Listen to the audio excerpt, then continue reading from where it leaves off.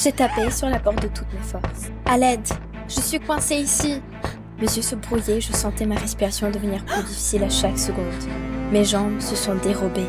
Mon Dieu, est-ce la fin? C'est censé être un tour de magie ordinaire.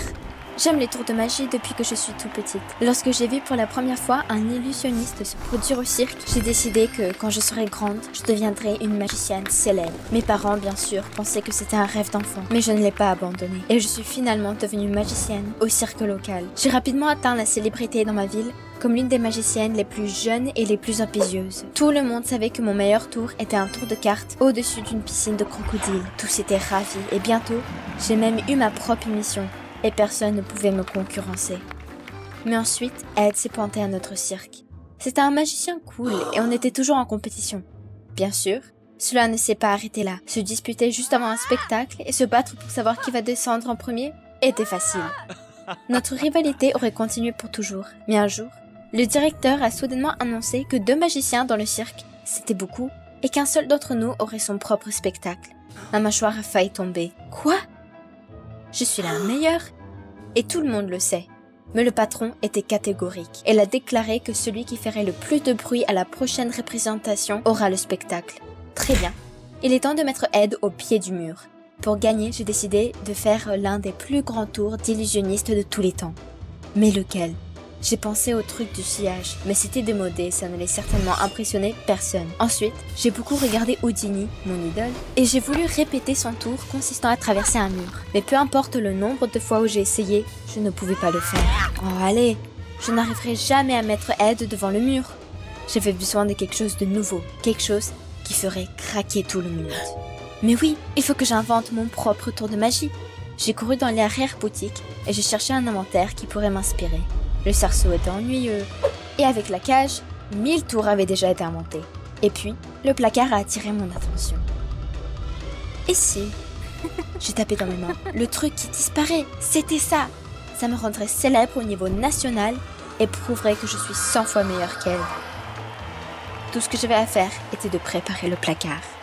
J'ai travaillé sans relâche sur le placard toute la semaine, transformant l'arrière de celui-ci en une cachette où je suis censée me cacher. Et au lieu d'un vrai mur, j'ai fait un faux mur arrière. Ed avait l'intention de découvrir ce que je préparais pendant tout ce temps, en se faufilant et en envoyant son ami jongleur.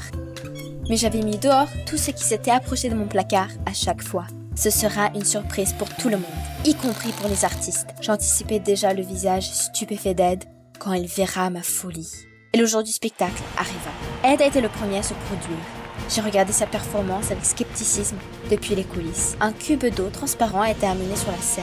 Il avait l'air imposant et je me suis crispée. Qu'avait-il en réserve? Puis, l'assistante d'Ed, elle a enchaîné et a jeté la clé. Mais qu'est-ce qu'il va faire? Avant que je ne le sache, Ed sauta dans le bain d'eau. Waouh! Il va vraiment sortir de là? Le bac était recouvert d'un rideau et ni le public ni moi ne pouvions voir ce qui se passait. Le temps passait et Ed ne voulait toujours pas sortir. Ma bouche était sèche d'excitation et je me suis tendue en attendant. Mon Dieu, et si quelque chose lui arrivait? C'était la première fois qu'Ed réalisait une cascade aussi dangereuse. Et bien qu'il m'agaçait, je ne souhaitais pas du tout sa mort. Pourquoi n'est-il pas sorti? Et puis, alors que j'étais sur le point de me précipiter vers le bac, Ed a surgi et est revenu sur la scène sans les chaînes. J'ai poussé un soupir de soulagement et le public a applaudi à tout rompre. La performance d'Ed a fait sensation. Le soulagement a été remplacé par la colère. Pas question, mes performances sont 100 fois meilleures. Ed s'est incliné et est parti en coulisses. En passant devant moi, il a fait un clin d'œil et un sourire. Ne t'énerve pas trop quand tu n'as pas d'applaudissements. Quoi? J'ai expiré bruyamment et j'ai serré les poings. Tu es sur le point de voir qui est la vraie star ici. Mon nom a été appelé à la même minute et je suis montée sur scène, le menton relevé avec fierté. Les assistants avaient déjà préparé le matériel. Une armoire se trouvait au milieu de la cage avec les lions, qui étaient temporairement attachés. Je me suis lentement dirigée vers le meuble et je me suis inclinée devant le public, tout en moi tremblait. Chers spectateurs, je vais réaliser un tour que personne n'a jamais fait auparavant. Je vais disparaître sous vos yeux. La salle entière s'est figée dans l'attente. L'assistant a détaché les lions et ils sont venus vers moi. Ok, on se calme. Je dois disparaître juste avant qu'ils ne m'atteignent. Je fais un sourire de défi en entrant dans le placard et j'ai fermé la porte. J'ai rapidement repoussé les murs et je me suis cachée dans la cachette. De l'extérieur, on aurait dit que j'avais disparu. Puis, j'ai entendu un grincement. La vraie porte s'est ouverte et toute la pièce a haleté. J'ai juste souri victorieusement. Tu piges, Ed? Je suis la meilleure. Meilleure que toi. Mais quand j'ai entendu le rugissement des lions qui se promenaient près du placard, j'ai eu un peu la chair de poule. Se trouver si près des prédateurs était très effrayant. Mais il faut bien faire un tour. Il y a eu des applaudissements et le public était visiblement ravi. Oui, ça en valait vraiment la peine. Les applaudissements se sont progressivement tus et je me suis installée confortablement dans ma cachette. J'allais attendre jusqu'au soir et ensuite, quand tout le monde serait parti, je sortirais de là comme si de rien ne s'était passé. Bien sûr, c'était incroyablement ennuyeux dans le placard, mais j'essayais de m'occuper en pensant à l'avenir. Bientôt, je serai une grande magicienne et mes spectacles seraient complets un an à l'avance. Et donc, le spectacle est terminé. Tout le monde est parti. Il est temps de sortir. Au moment où j'allais ouvrir la porte, le placard a tremblé. Il y avait des voix étouffées à l'extérieur. Ramenons-le dans l'arrière-boutique. Vous voulez dire l'arrière-boutique? Non, je suis là. Attendez! J'étais sur le point de frapper à la porte quand j'ai senti une forte secousse. Je me suis cogné la tête contre le plafond et c'est là que ma vision s'est troublée. Avant de m'en rendre compte, je me suis évanouie. Quand je me suis réveillée, ma tête tremblait et je ne suis même pas immédiatement rappelé où j'étais. Étroit, sombre. Merde! Je suis toujours dans le placard. Je devais sortir de là. J'essayais de pousser la porte, mais elle ne bougeait pas. C'est quoi ça? J'ai encore poussé, mais enfin. C'est là que j'ai eu peur. Mon Dieu. Ici, je ne peux pas sortir du tout. La panique m'a progressivement envahie. J'ai commencé à taper sur la porte aussi fort que je le pouvais, mais elle ne bougeait pas. Je me suis rapidement épuisée, je me suis appuyée contre le mur. C'était inutile. Les larmes ont commencé à couler dans mes yeux. Ce stupide placard. Serait-il vraiment mon cercueil? Désespérée, je me suis assise dans le placard et je pensais à la stupidité de ma mort. Une magicienne, morte à cause d'un tour. C'est la chose la plus folle que j'ai jamais vue. Après un moment, mon estomac a gargouillé. Mon Dieu, depuis combien de temps j'étais assise ici? J'avais tellement faim. J'ai maudit l'idée du placard et mon désir de distancer Ed. Qu'est-ce que j'en avais à ficher d'Ed? Ce n'est pas une si mauvaise personne, vraiment. Oui, on se disputait beaucoup, mais toujours à propos de notre rivalité. Le reste du temps, Ed a été poli avec moi, offrant toujours son aide. Par exemple, quand j'ai oublié mon parapluie, Ed m'a ramené chez moi. Quand je n'ai pas pris l'argent pour me déjeuner, Ed m'a acheté de collations et n'a même pas demandé quelque chose en retour. Et lorsque j'ai échoué et que le public a ri, Ed ne s'est pas moqué de moi, mais m'a soutenu, me disant que tout le monde a des hauts et des bas. Pourquoi j'étais si méchante avec lui? Et maintenant, je ne vais même pas m'excuser, parce que je suis coincée dans ce stupide placard. Mes yeux tombaient d'épuisement et je me suis endormie. Je me suis appuyée contre le mur et j'ai fermé les yeux pour m'endormir. Je me suis réveillée avec des voix douces dehors. Oh mon Dieu, il y a quelqu'un ici? Je voulais crier, mais je n'ai laissé échapper qu'un faible sanglot. Je devais être si faible que j'avais perdu ma voix. Le désespoir m'a envahi. Que dois-je faire maintenant? J'ai écouté, j'ai reconnu la voix d'Ed. Il disait à son ami jongleur qu'il était inquiet pour moi. Il avait même fouillé tout le cirque pour me trouver. Il y avait une chaleur agréable à l'intérieur. J'ai toujours été antipathique à Ed, et lui, quoi qu'il arrive, était le seul à se soucier de moi et à me chercher. Le jongleur a répondu sereinement que j'avais dû partir pour célébrer ma folie. Non, Ed, ne le crois pas, je suis là. Il y a eu un silence pendant un moment. Soudain, Ed a soufflé qu'il était follement attiré par moi. Ma mâchoire a failli tomber. Et Ed continuait. Malgré nos disputes, il savait que j'étais une fille très intelligente et talentueuse. Les sentiments mélangés me donnaient le vertige. Mon Dieu, Ed! J'ai essayé de lui crier, d'une voix faible, mais je ne pouvais entendre les pas s'éloigner. Non, c'est la fin. Ça ne peut pas se terminer comme ça. J'essayais de dévisser les écrous de la porte en vitesse, mais il ne voulait pas bouger. Ma main me faisait mal, je m'étais coupée dessus. Il y avait du sang sur la paume de ma main. Oh non, pas ça! Mon souffle s'est arrêté et je n'arrivais pas à respirer.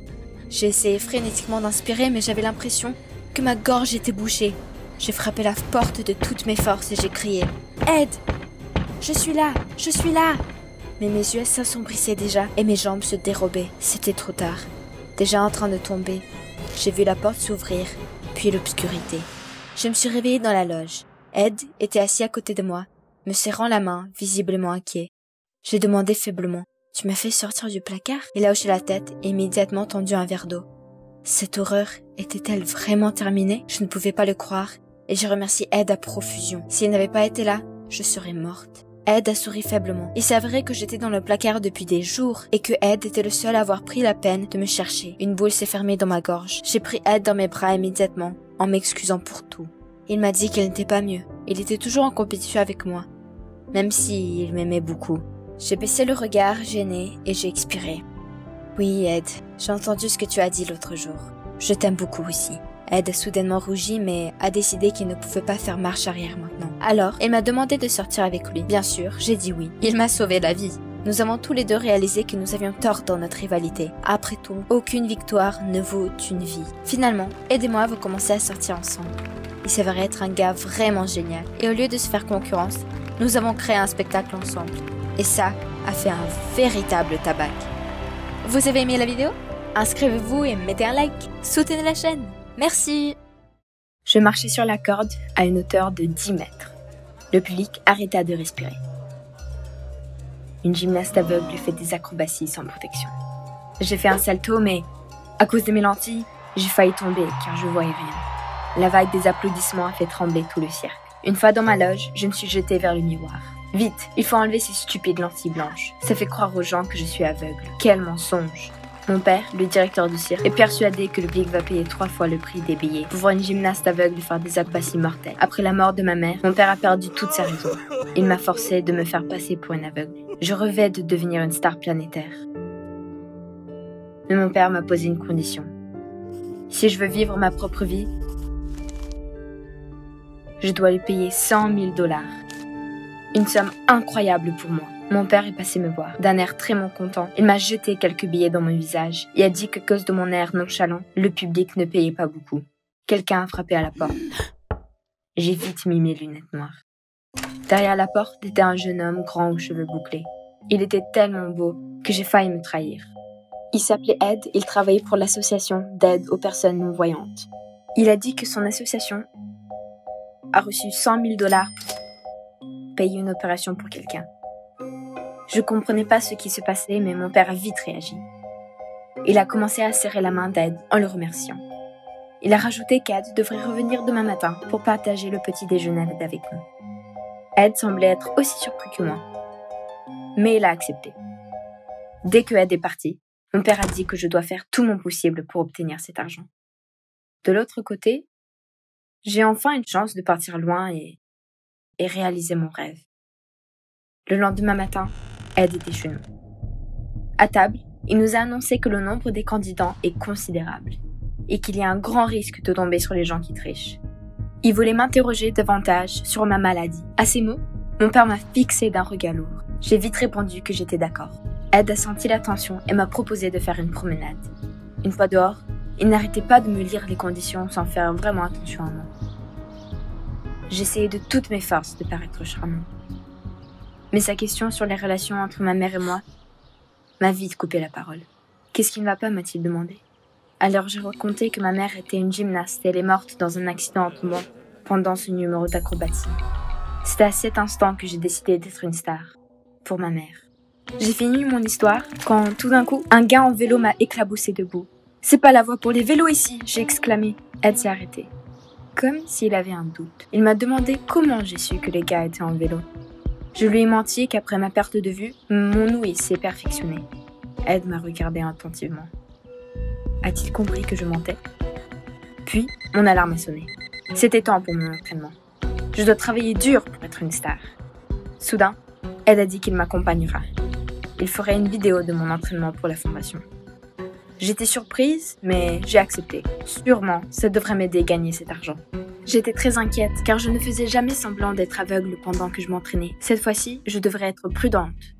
Sous le dôme du cirque, j'ai fait les tours d'acrobatie les plus audacieux. Ed m'a regardé avec fascination pour 3 heures. Le soir, quand je suis rentrée, mon père m'a bombardé de questions. Est-ce que j'ai reçu l'argent? Après de tout lui avoir dit, il m'a crié que j'étais stupide. J'ai dû me trahir. J'étais si blessée. Papa, j'essaye de mon mieux.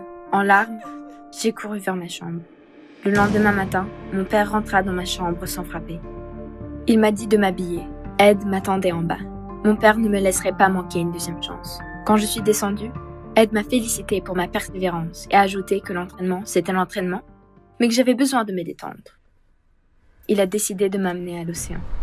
Je ne croyais pas à mes oreilles. C'était seulement 3 heures de route, mais mon père ne m'avait jamais amené. En route, Ed m'a dit qu'il avait grandi dans un orphelinat. Mais le moment qu'il a obtenu son diplôme, il s'est empressé à découvrir le monde. Même maintenant, il économisait pour un voyage autour du monde. C'était pour ça qu'il travaillait à mi-temps à la fondation. Tout ça m'a fait penser. Je ne suis jamais sortie de ma ville. J'ai passé tout mon temps libre à m'entraîner.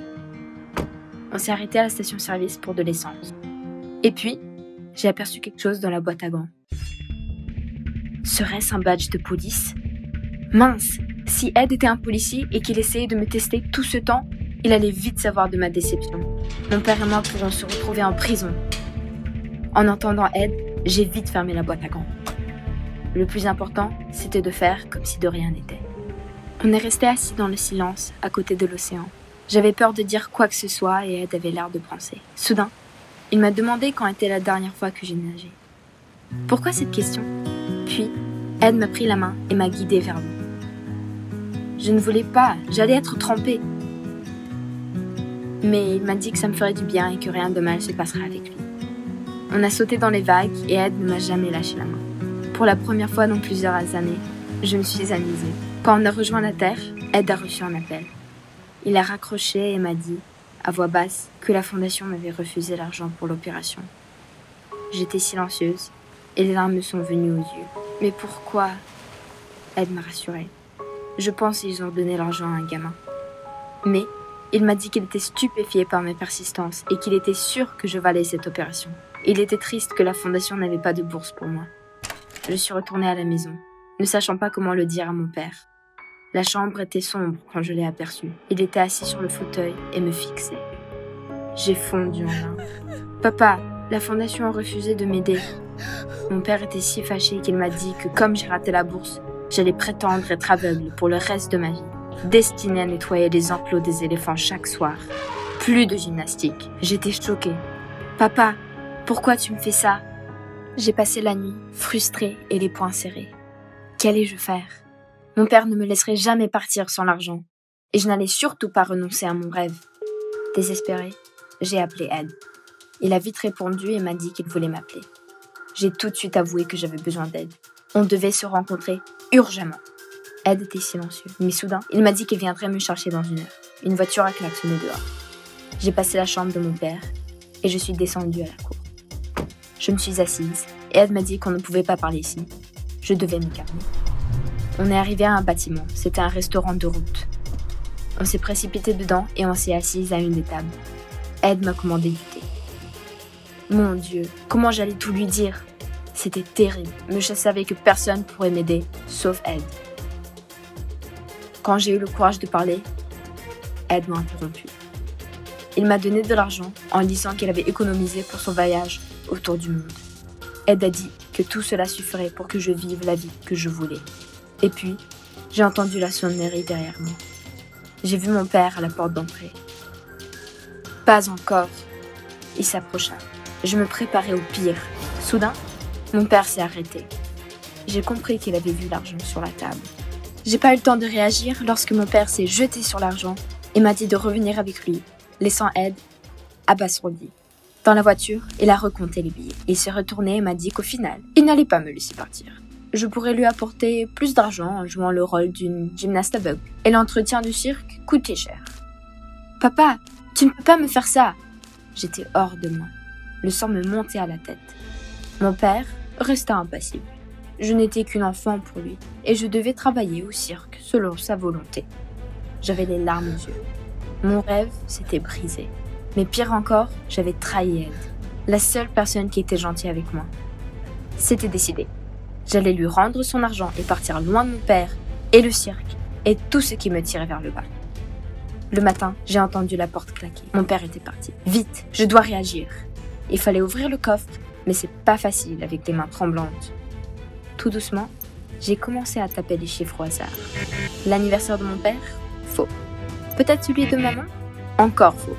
Après le 3e essai, l'alarme allait se déclencher si j'avais tort. Bon, tapis, j'ai tapé les chiffres. C'était les dates de mon anniversaire. La porte s'est ouverte. Ça a marché.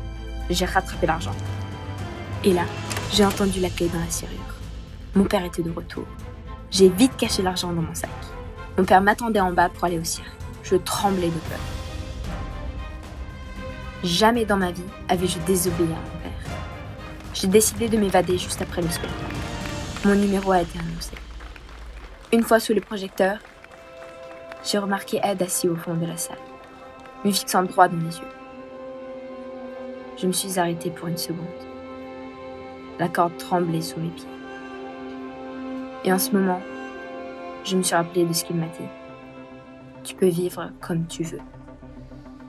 Je suis descendue. J'ai pris le micro et devant le public, j'ai enlevé mes lentilles blanches. Tout le monde était sous le choc. J'ai tout avoué. Je ne pouvais plus continuer de mentir. Mais une rencontre m'a fait changer ma vie. À ce moment-là, mon père s'est dépêché vers moi. Fou de rage, il criait et m'insultait. Il était déjà tout près de moi. Quand soudain, j'ai vu la police arriver. Ils étaient là pour moi. J'en étais sûre. Ils allaient m'arrêter. Mais non. Ils ont mis les menottes à mon père, qui continuait à crier. Mais qu'est-ce qui se passait? Ed est arrivé et je l'ai supplié de me pardonner. Je lui ai dit que depuis que j'ai trouvé sa plaque de flic dans la boîte à gants, je vivais dans l'angoisse qu'il m'arrête et qu'il me conduise à la police. Ed s'est mis à rire. Il m'a dit que cette plaque était fausse pour faire farce à son pote. Je n'arrivais pas à y croire. Ed avait tout deviné. Depuis un bon moment, il attendait que je lui dise la vérité. Et après mes aveux, il a compris que s'il s'était pas trompé sur moi, il attendait un moment pour m'inviter à partir avec lui à faire le tour du monde. Et le bon moment est venu puisque j'étais enfin libre. Je vous raconte cette histoire en regardant les vagues de l'océan Pacifique. Ed est à mes côtés et nous avons déjà visité 50 pays. Pour accomplir mon bonheur, ce matin, j'ai reçu une lettre d'acceptation dans une des meilleures écoles de cirque. J'espère devenir une star d'acrobatie comme ma maman et faire son numéro en sa mémoire.